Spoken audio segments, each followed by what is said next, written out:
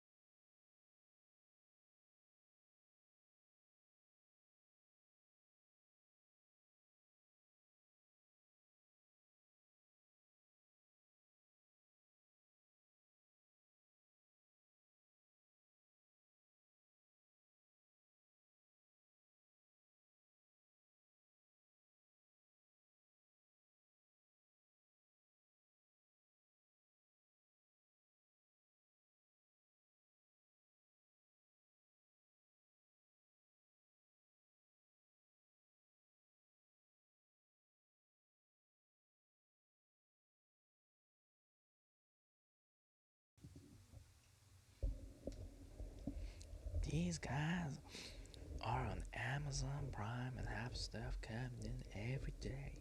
Food, clothing, pornography. He stops screaming and then takes a long, thin, sucking breath.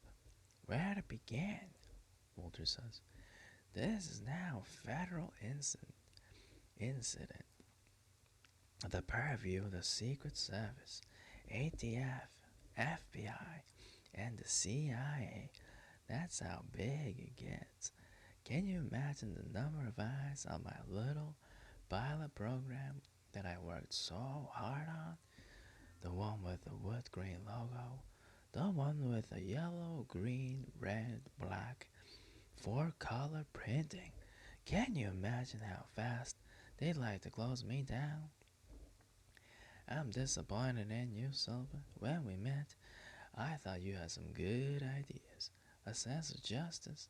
You presented yourself as a thinker, and it turns out you're just another idiot. What can I do to fix it? I ask. We're gonna come up with a plan, Walter says. It's set up on auto pay. I can get it off. I'd be happy to do it right now, but while we're on the phone. Don't do anything. I don't want to arouse suspicions. Let me liaise with the others and get back to you. But for now, one move without my approval and you will go to jail. Oh, and think of something George would like to have. Something he can't get on Amazon. Walter calls me again a few days later. I have been in conversation with the related agencies, ATF, FBI, Secret Service, National Guard. We're gonna use you as bait to bring the Israeli in. I'm at your disposal, I say. You bet you are. Email George as per the address you got from Jason. You know about Jason? He's a good boy, Walter says. Is he in on this? We're using a range of assets. Have you seen my first email? Have you been around my first email? First stop on the tour, Walter says. Tell George you're driving up Friday night to get a signature on some paperwork. But I've got company on Friday. Ricardo will be here for the weekend, I say. Walter Penny doesn't even acknowledge what I'm saying.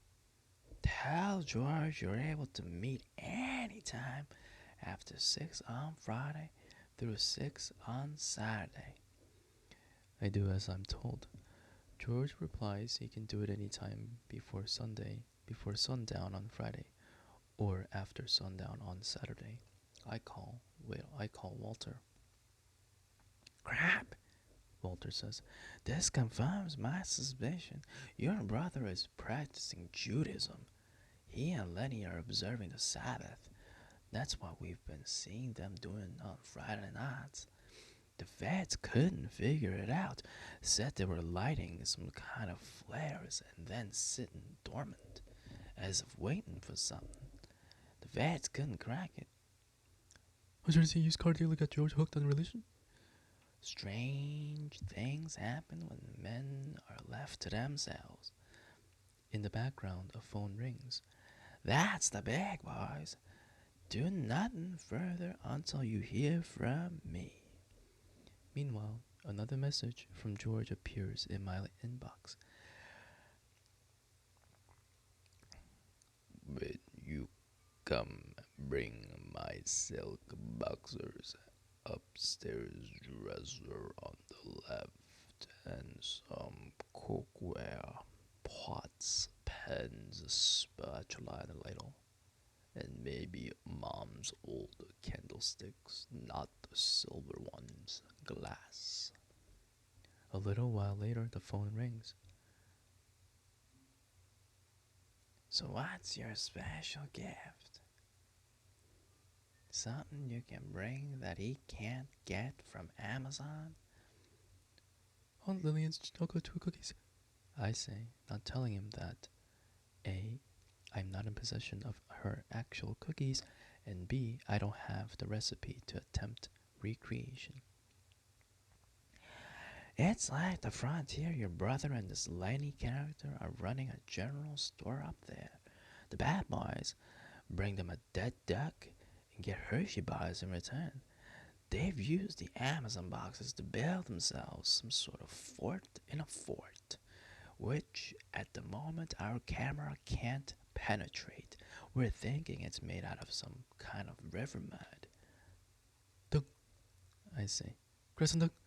Shit? Penny asks. Yes. This is so fun. Oh my god. So, this is like kind of imitating on a I hope it's um it's not offensive, or I'm not trying to be derogatory. I'm not trying to be I'm not trying to make fun of it or anyway. I'm just trying to actually really just picture um different characters speaking and kind of just making it fun for myself. It takes a long time, but it's pretty fun. It's from on my last one I talked about uh, this a phenomenal video that I watched um, by Jacob Napkins. Just amazing. It's the short film is called Hummingbird short film, and it's crazy. And what I'm assuming is the voice. I'm pretty sure he explained it in the credits at the end of the video, but I forget, so I don't want to be, um, I don't want to give out misinformation. But I think almost all the voices are done by him. I think almost all the voices are done by him. So it's pretty it's in my opinion. I can't imagine how much fun he must have had when he was doing all these different voices and he was really getting into the characters. I think that's a really cool thing. So I was trying to also get myself into that kind of mindset. Um, yeah.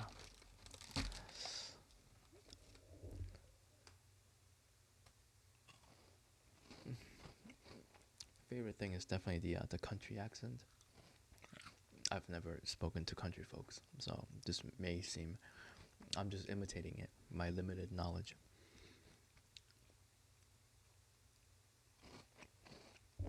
If I don't sound country at all, I just sound like an idiot.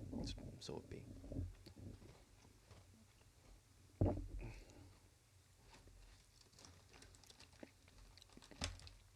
So be it, not so it be, right?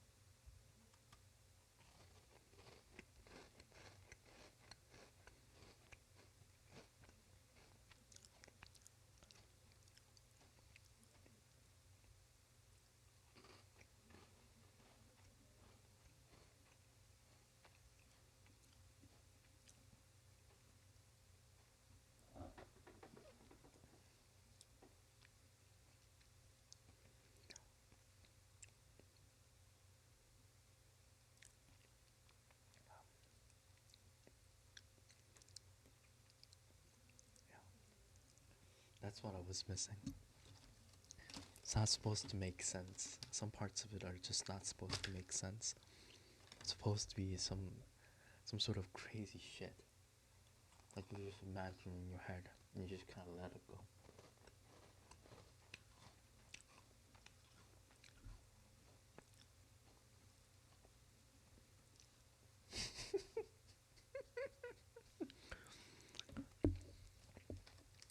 That's pretty fucking exciting, man. Really is.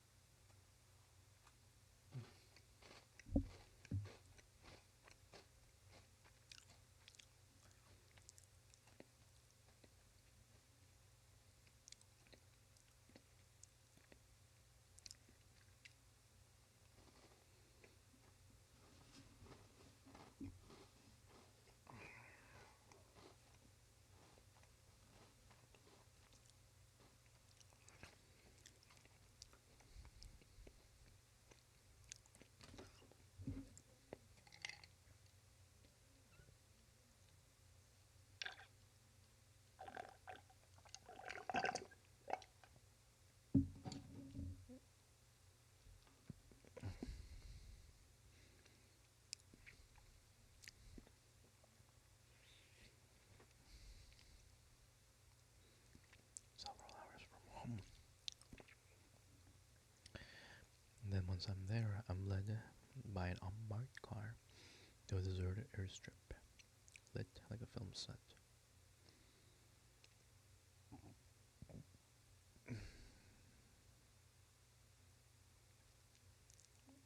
Oh, he's going to George. Okay.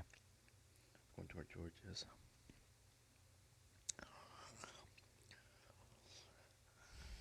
Directed to a location several hours from home,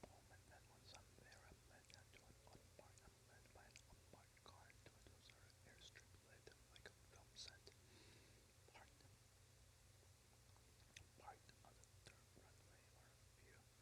Parked on the dirt runway are a small private plane and two military helicopters.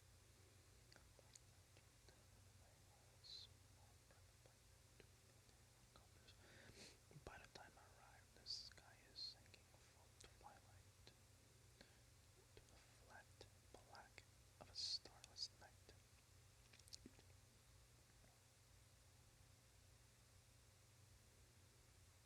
On the grass nearby are several unmarked black cars, four guys in ATF nylon jackets, a dozen or more National Guard and full gear Secret Service men trying to look low-key in polo shirts and khakis. A couple of unidentified men, assumedly FBI or CIA, and Walter Penny with a clipboard and a whistle on a lanyard around his neck, looking like a coach preparing for the big game. The field is lit with giant floodlights. There's even a quilted silver snack truck serving hot coffee and donuts. I take out a 9x12 envelope filled with papers for George to sign, some permission slips from school, bank forms, health forms for summer camp for the kids, release of documents, the mortgage, etc. Are these for real? Walter asks. Mostly, I say. So what's the plan? I ask. We need the iPad and these really beyond that. The less you know, the better. I notice some guys are working on my car. The hood and trunk are open. I'm sending you in with 200 pounds of halva. Walter Penny says with some difficulty pronouncing halva. He says it as though he's been practicing in a mirror. It triggers an instant flashback. Cultural insensitivity. Here we go again. Don't you people ever learn? What are you talking about? Penny demands. Iran, Contra, I say, Oliver North, Robert McFarlane, and arms for hostages. They sent a Bible signed by Ronald Reagan and a chocolate cake shaped like a key, baked by an Israeli no less. I still don't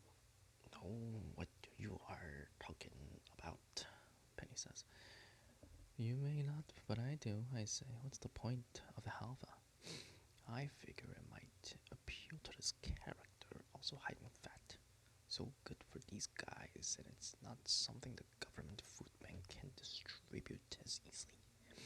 With all the rules about nuts and seeds, they can't use it in school lunches, hospitals, the VA, or old age homes. And I was thinking the indigenous birds also like it, and if the men like it, we can get them more. Apparently, we've got tons, literally. At what point during this mission am I supposed to say, oh, and I have 200 pounds of Middle Eastern sweets, aka Jew food, in the trunk if you're interested? Play it by ear. One of the unidentified men says. And why are so many agencies involved? The transactions were international, with multiple money sources, and involved with what would have been considered top secret information that seemed too easily accessible to your brother and the Israeli, Walter says. Do you think he's a spy? A double agent? I think it's time to shut up and do your job, the unidentified man says. One pointer: when you're with your brother and this other guy, make sure to leave space between you and any other man. You don't want to be in collateral damage. Our soldiers are armed. The bullets are experimental pellets.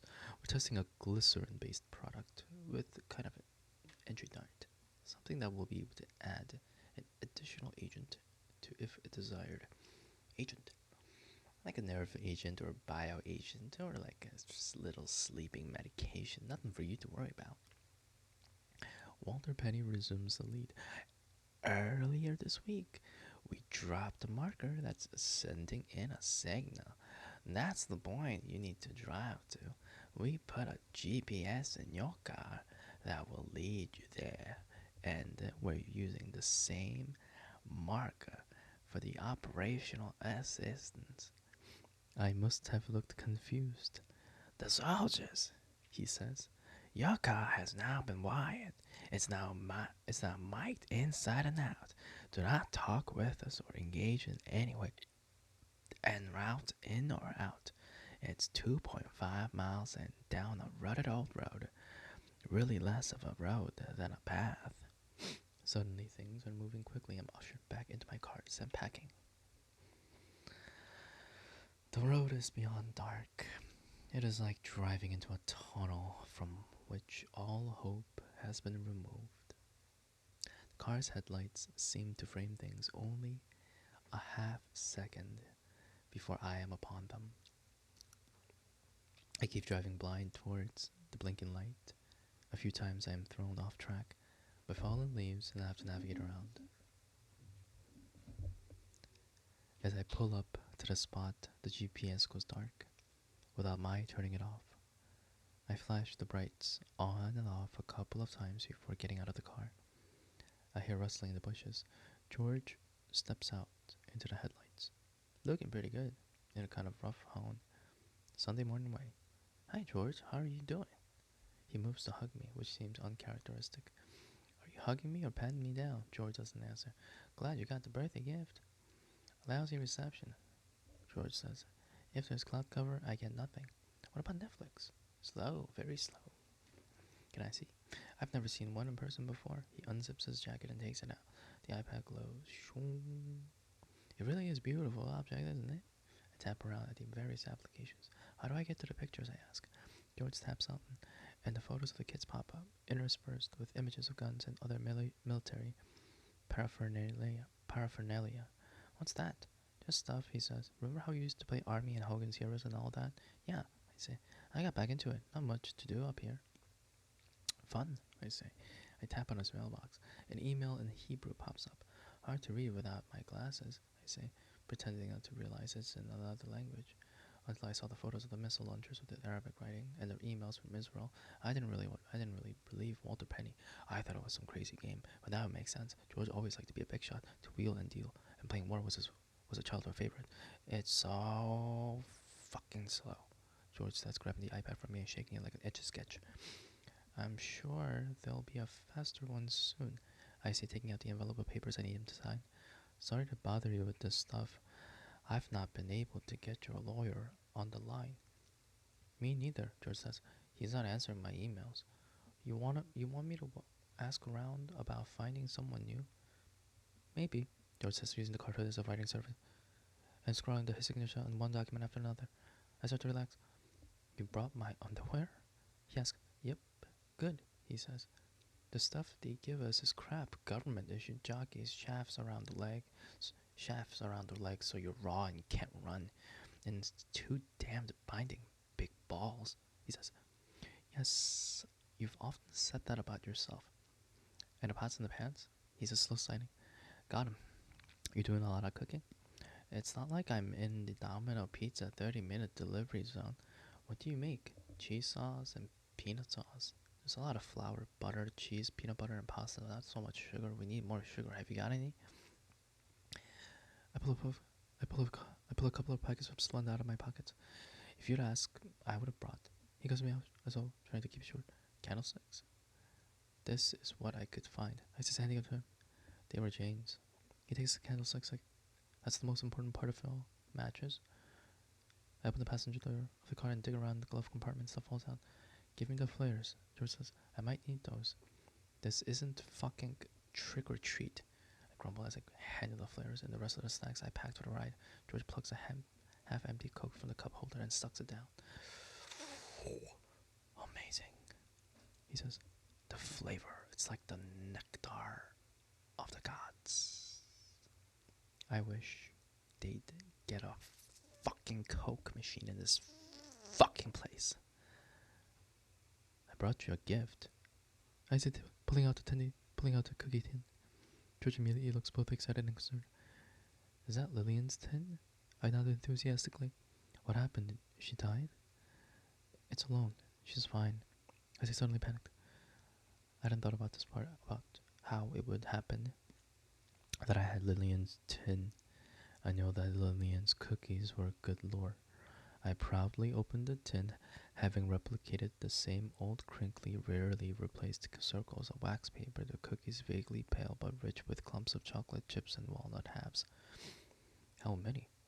George asks, looking at me expectantly like a child, not realizing that if he wanted it, the whole box could be his. 2? I suggest. Per person? He asks. I shrug, imagining he wants his 2 and my 2 as well. Are they kosher? George asks, and I'm caught off guard. I don't know if Lillian keeps kosher, I say, genuinely perplexed. I think she does, George says, wanting it to be true. His friend Lenny steps out from behind a tree directly behind me and scares the hell out of me. So you're the pets? This is Lenny, George says. He's part of the program. I hold out the tin. Would you like a cookie? I ask. And then they are upon us like fucking Spider-Man. They drop out on the sky. The cookie tin flies out of my hand. There are men everywhere. Their infrared goggles lit up with tiny red blinking stars, with tiny red blinking lights like bug eyes. There is smoke and confusion. Something stabs me in the ass and throws me to my knees. My eyes are burning. I'm face down in the dirt. There is commotion all around me. And then silence. I see what look like blurry puffs of white being sucked upward and realize that George's suck box is blowing in the updraft of the chopper. I dimly see George's head flat out and bleeding from the head. As fast as it happened, it's over. The Israeli is gone. I crawl back into the car and crawl back to the car and into the front seat. You blinded me. You fucking blinded me. I bellow, rubbing my eyes. You'll be fine. Just stay put.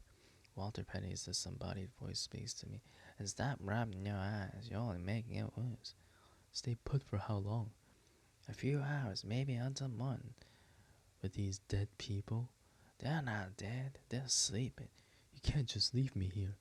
What if he wakes up angry? What if there's one you missed? What if someone wants the car? I am a citizen. I have rights. I hear multiple people talking in the background. Someone saying, the playmate is turning into a tuna melt and wants a ride home. Can we send someone in to drive him out? I start beeping the horn. Hold on, you're not coming to get me? Fuck it, I say, and I beep again. Fuck it, fuck it, fuck it. A beep for every fuck it. Your microphone is in the area of the horn. If you don't stop beeping, I'm going to fucking unplug your ass. We'll have someone to you in 2 minutes. Don't beep again. I hear the chopper coming in dark. My eyes are stinging blurry as I watch them all over. A man in full combat gear. He's clutching a bottle of spring water and looks like a demanded commercial for managing your thirst during wartime. The soldier lands, unhooks his tether, and gives a yank. They pull up the rope. He comes to the driver's side like a gigantic glow-in-the-dark bug. He opens the car door, twists the top off the water bottle, and squirts water directly into my face. Feeling better? He asks, drenched. I get out, go around, and get in on the passenger side of the car. You only have a half gallon of gas, he says, starting the engine. It's not like I passed any gas stations on the way in. He throws the car in gear and we bump along the road. Are you going the right way? I ask. Why haven't you turned? I'm wiping my eyes with my shirt. It's not working. Whatever is in my eyes is also on my shirt. Hey, chef for brains. Walter Penny's voice comes over the speaker. The boss is right. You're going the wrong way.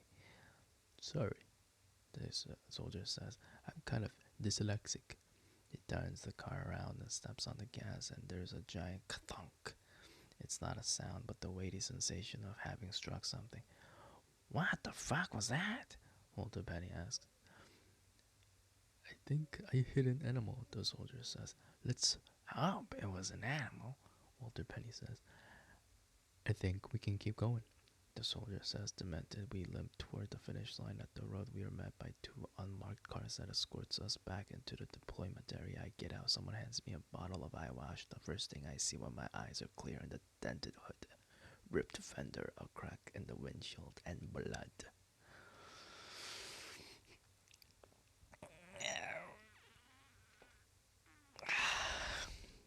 This is fun.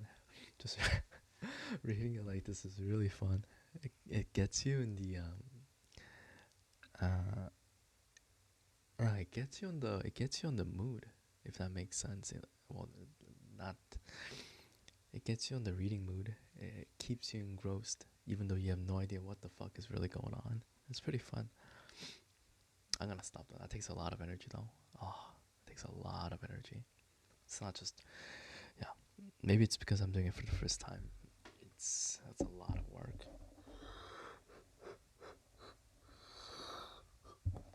Oh shit.